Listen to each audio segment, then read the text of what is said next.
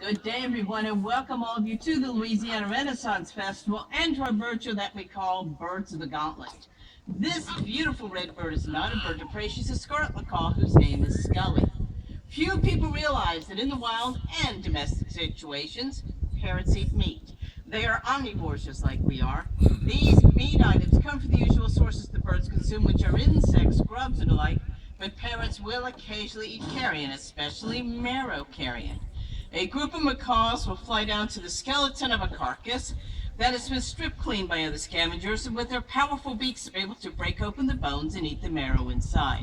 One of Scully's favorite treats at home are cooked bones, pork chops, steak, even chicken and turkey bones, and she really enjoys the marrow. When Christopher Columbus came back from the New World, part of the treasures he brought back were living treasures. Plants, animals, birds, scarlet macaws amongst them. Parrots make wonderful pets for the right person as long as you understand what is involved when you bring one into your household. They are far more challenging and demanding than what the average pet store will tell you. Parrots have traits that we call vices. You cannot eliminate these traits, only learn to deal with them. The first thing the parrots do the first is they scream extremely loud at about 110 decibels. To give you an idea how loud that really is, 90 decibels can cause hearing damage. This is a wonderful way for parrots to communicate when they are living in the deep rainforest. But if you live in a one-bedroom apartment, a large macaw like Scully is not the right pair for you. And remember, even the quietest of parrots at the minimum scream at dawn to disperse the flock to go forage again at dusk to bring the same flock back into roost to the parrot that is the other members of the household. Another thing that parrots do to frustrate owners is they bite extremely hard. Biting is another form of communication, but this is one of the last resort. Birds communicate using body language. It is your responsibility as that bird's human to learn birdie body language, because if you don't pay attention to what your parrot is trying to tell you, they bite you to get their point across. Parrots are willful and independent. They have no desire to please the humans in the household. They want humans to please them, so think about it. This is a feathered 2-year-old child that happens to have a pair of pliers on the end of their head. They never outgrow the terrible twos. They're very demanding, but yet they have wonderful traits as well. We love their colors, and they're far more intelligent than what was originally thought. They're loving, affectionate, but at the same time can be jealous and moody. That can turn into a problem when they try to chase out of your house others they consider to be competition. Despite these shortcomings, parrots are the third most popular pet in the world because they do something that no other animal in the world can do, and that is they talk. Scully, what would you like to say to these nice people that have come out here in this gorgeous fall day? Scully, what would you like to say? Ah! There you go. She's a talking parrot, but that is no assurance that the parrot you bring home will talk. All parrots have the ability to talk, mimic human speech. Some can even do sound effects. Can you imagine a parrot that can mimic your smoke alarm at full volume? A friend of mine's African gray has learned all of her credit card numbers. Feathered identity theft, think about that.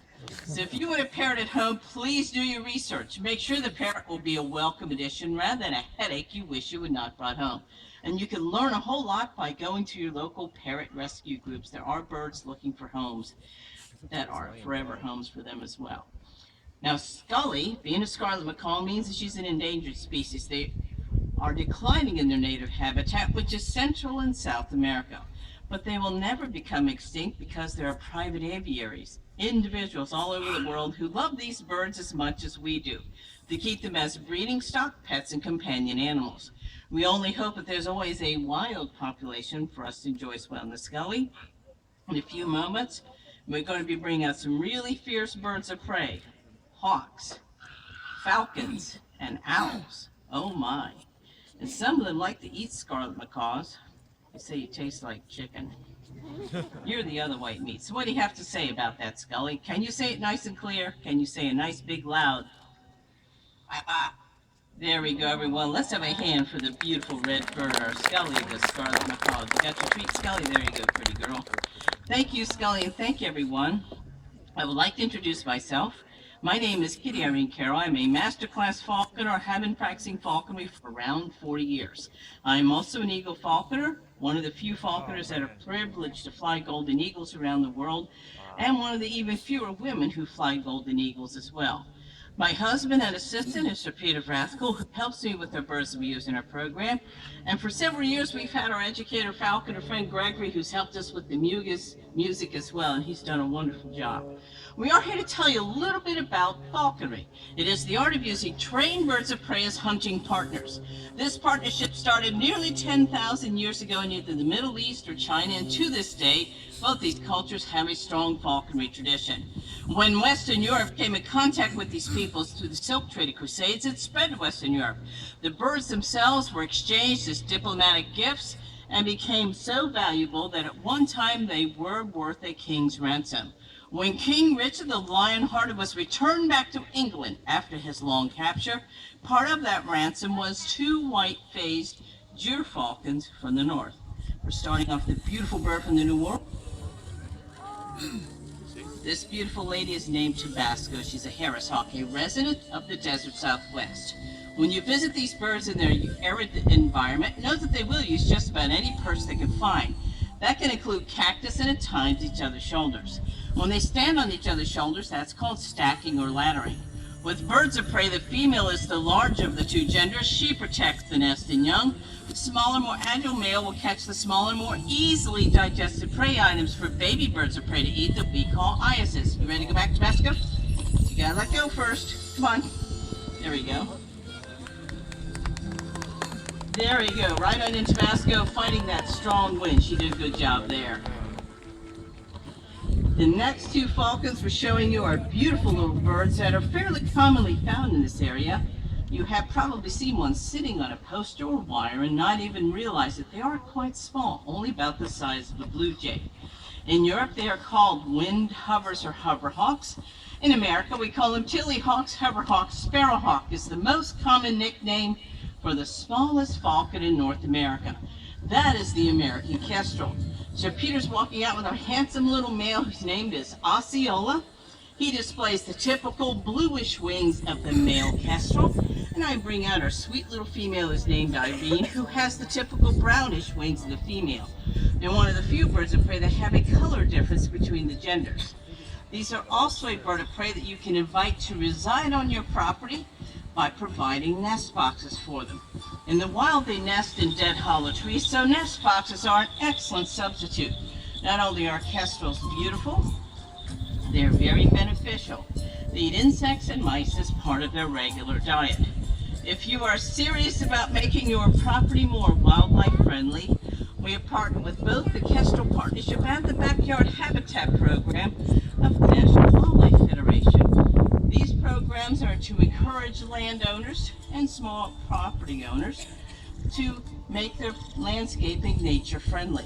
Not only does it add additional value to your property when you use these nature-friendly methods, you don't need a large parcel of land. The smallest suburban lot, even your container garden on your condo porch can qualify because we feel that habitat is everywhere. We want to tell you the stories of these 2 birds. They were both found injured in the wild. Osceola suffered a very common injury. He flew into a window. Part of his injuries was a fractured wing.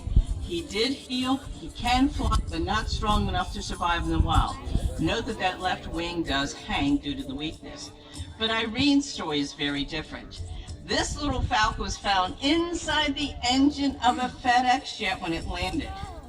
Shockingly enough, she was still alive, but terribly burned. Her face and feet were badly burned. Her feathers were singed. She's even lost vision in her left eye due to the cataracts from the burns as well. She did grow her feathers in just fine, but if you look closely, you'll see the cataract. Her beak is malformed. It's due from one of her trims. She does not appreciate it. And the feet have no talons left. The only ones that she has are actually stubs.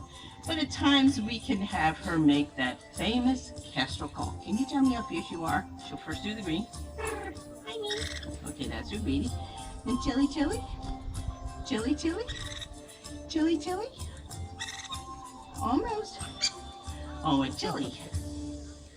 That was a lee, not a tilly. Come on, ready? Come on, Irene. Tell me how fierce you are. Come on. Irene. There we go, everyone. Our lovely Irene, the American kestrel. Very good little girl. We're going to walk our little kestrels back into their training boxes for their own personal safety. For the larger birds of prey that we use in our program do have a tendency to eat their smaller cousins. Remember, we always have our booth, the birds on display at the end of each show, so you can have a nice close look at all of our birds, our ever popular photo with the bird. We only request that if you have any additional questions, we have a lot of things already pre-answered there on our materials on the tables, that you wait until we have every perch filled so all of our birds can relax as well. There you go, pretty girl. The next bird that will be flying out in our program is a beautiful owl whose name is Newton. Newton turns 13 this year. He's a barn owl, the most nocturnal of all species of owl. Owls you most frequently see at dawn or at dusk are the great horned owl or barred owl. And we'll be walking with one of our barred owls so you see the differences in these species. First thing people love and notice about owls are their beautiful faces. Their faces are actually parabolic sound receptors, funneling what they hear to the ears and the size of their heads, which are asymmetrical. Their ears are crooked, one is higher and tilted at a different angle. This gives all owls excellent directional hearing, but the barn owl has the best directional hearing of any creature on Earth. So accurate that they can actually hear the heartbeat of a mouse under 6 inches of winter snow. Now it's kind of breezy, so I gotta be careful because our Newton's so lightweight he gets blown around real easy. He's all wings. See if we get him to come out. Okay, there we go. Come on, Newton. There we go, everyone. Hi, Newton. What a good little boy you are. Very nice and persistent. Now, if you listen carefully, notice that he does not hoot. Barn owls make a variety of noises other than hoots, which make them responsible for a lot of the hauntings in the old buildings that they occupy. Unfortunately, they are in decline in numbers in the wild. Our farming practices have changed. Wooden barns and silos, which are ideal for them to hunt from and nest in, have been replaced with metal buildings. Wise farmers and landowners realize the rodent control value of our owls. They are putting up nest boxes and perching platforms for owls to hunt from. One pair of barn owls in the spring was observed bringing 23 mice to the nest in a 1.5 hour period. Excellent natural rodent control, far more effective than using cats. Studies have shown that cats for rodent control are actually a poor choice. Instead of killing destructive rodents, cats kill our songbirds.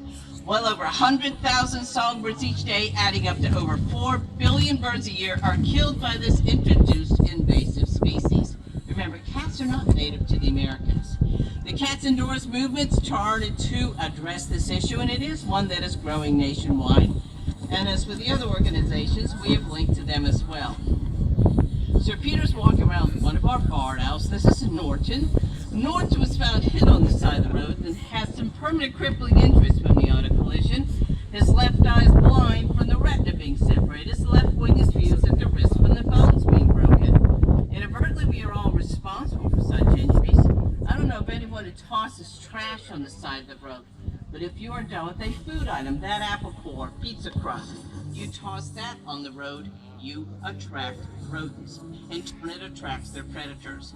Well over 60,000 birds of prey are killed in our highways each year. Let's reduce those numbers, not toss out attractive nuisance food trash. Now, there you go, Newton. There you go, little boy. Now, he's already shown you how accurately he can hear. At night, the source of light only needs to be equivalent of that candle held 1/2 a mile away. They can famously turn their heads to 170 degrees to focus on the item of interest, but they have a very poor sense of smell. To give you an idea how poor an owl's sense of smell really is, great horned owls love to kill and eat skunks. Our owls are going back, everyone, and remember, this is a species, both of these, you can put up those wonderful nest boxes, bring them into your community. Remember, don't put down rat poison because it's also wildlife poison, and you will have 24-hour rodent control that is totally automated by nature. Just like our diurnal birds of prey, they do go back into their boxes for their own personal safety. Nocturnal birds of prey and diurnal ones are bitter natural enemies and will cause great harm to each other. And we're going to put our little Newton back. There you go, handsome fellow.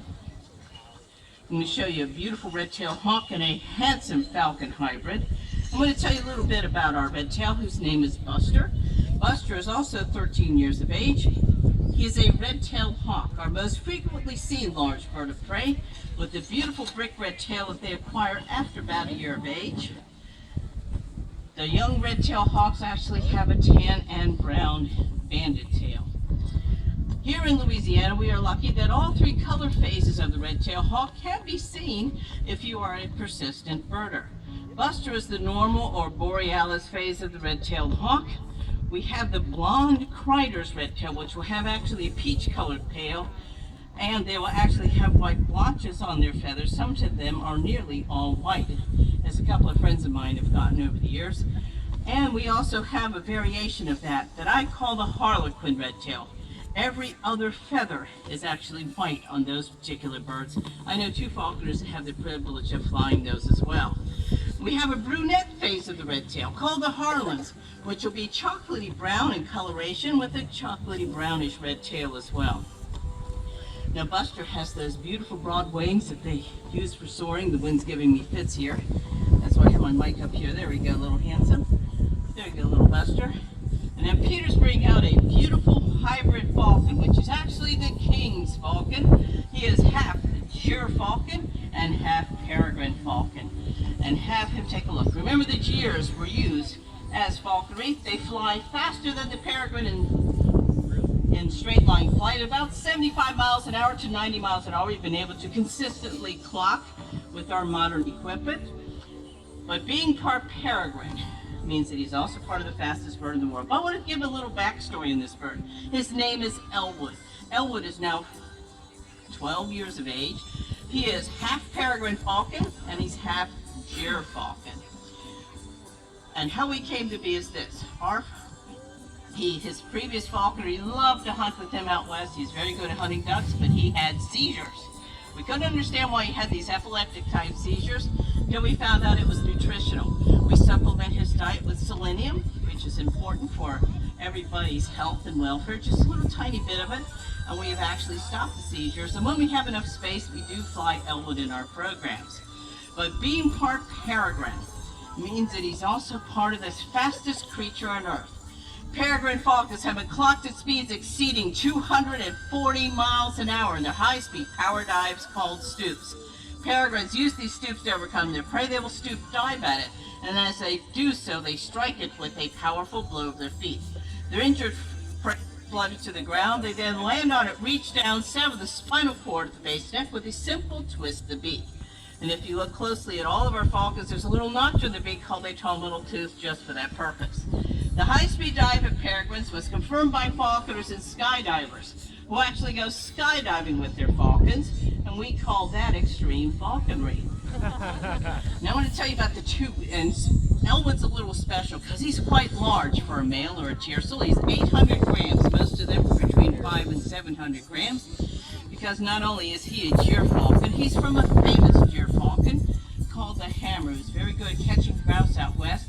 And his mother is the largest subspecies of peregrines in the world, the dark Aleutian Peel's peregrine. And so he's a very big fellow with some wonderful lineage behind him. So get a good look at our Elwood. He's so handsome. He has those pointed wings for those pursuits and stiffer plumage and a shorter tail than our Buster. And he's very good at the aerobatics. Can you get him to open his wings, Sir Peter? With those beautiful wings on him that he uses to pump that air and go 75 to 80 miles an hour straight on flights, and they can dive well over 200. Now we're going to put our Buster and our Elwood back, but Buster's special too because he's our television star. He is part of a PBS special called My Life as a Turkey, and we are very proud to have him as part of such an educational venue. He's going to go on Back Everyone, and he has a little dynamic. He is a very good hawk, as all of them are. They're very food focused, but there's a little thing that he and I have to play this little game. He won't fly back into his box unless he has a treat. I try to put him in his box, no treat, no go. Oh yes, he actually grabbed my glove with a little bit of, there his treat. There you go, Buster Hawk, get your wings in. There you go, little boy. Very good fellow. The next birds flying in our program are the beautiful Harris hawks. Harris hawks are unique in the world of raptors, birds of prey. They hunt together in family groups, much like a pack of wolves. They even share in the prey once they are successful. successful. Our Harris Hawks will have free reign to this entire arena. So if you brought any articles of food, especially those turkey legs, hide them from view of the hawks. I don't think anyone would appreciate a Wild Kingdom moment in the middle of their meal. If you are done with your food item, do not discard even the tiniest piece on the ground. Our birds of prey do happen to have eyes like A, and they will go looking for leftovers. Our little Mercedes has a tendency to do two things. One, she likes to look for leftovers under the seats, and sometimes she actually lands on the seats and watches the show for a little while as well. So don't try to pet her. She might land right beside you. She's a very people-oriented bird, but just don't try to pet her and let her enjoy the show as well. Before we get started, though, we do need the assistance of a young person who would like to help us out here. Okay, anybody here? Oh, not afraid to get dirty and not afraid to look silly, though. You ready? All right, you in the gray t-shirt, come on up in the front row. Come on over. All right. Okay. And what is your name, please? Okay, Nathan, the first thing you need to do is put on your ball cap and tip the bill up really high so you can look up and catch a fly ball if you're out in the field. There you go, you got it. You might have to adjust it. Last kid that wore it was quite young, was 8. All right, Nathan, the next thing you need to do is put this hat on snugly over the ball cap. This is what we call the biohazard hat. Curl up that brim, you'll find out why in a little bit. It's our catch brim. Pull it down nice and snug because it's windy today and you're going to have a time with that. There you go, Nathan. All right, and stand over here and turn towards the birds. And you need to hold the T-post. This item with 2 hands, one above and one below, nice and firm, because they're going to land right above you, Nathan. We're going to get our hawks to come on out. Okay, I'm ready. First hawk of Tabasco. 18 years of age, been working with us for 15 over 18 years. The next hawk flying out is the silly one, Mercedes. There you go, and you'll find out why we call it a silly hawk in a moment. Come on, Sadie Hawk. You can see Nathan? Come on, beautiful lady. Okay. Third hawk flying out is our handsome little male, whose name is Doc. Note that he is so acrobatic in the air. There you go, little boy. Let go, handsome. And last but not least is the oldest bird in our program, but yet the newest one flying in our team. This is Pepper. She is 26 years old. There you go, beautiful lady. There you go, lovely. Notice that our birds, you having fun there, Nathan? All right. Now, you can look up all you want. That's what the hat's for. Notice that the birds enjoy their hawk food. This is a gourmet hawk food. It is a combination of chopped whole quail pate and marinated minced mouse.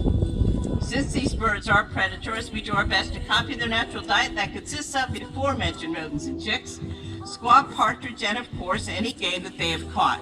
The predators that you have at home, your cats and dogs, practice these same habits if given a chance. If you watch your pets eat what they've caught, know that they do eat the entire animal if it's small enough, and with larger prey they eat the less appetizing looking internal organs.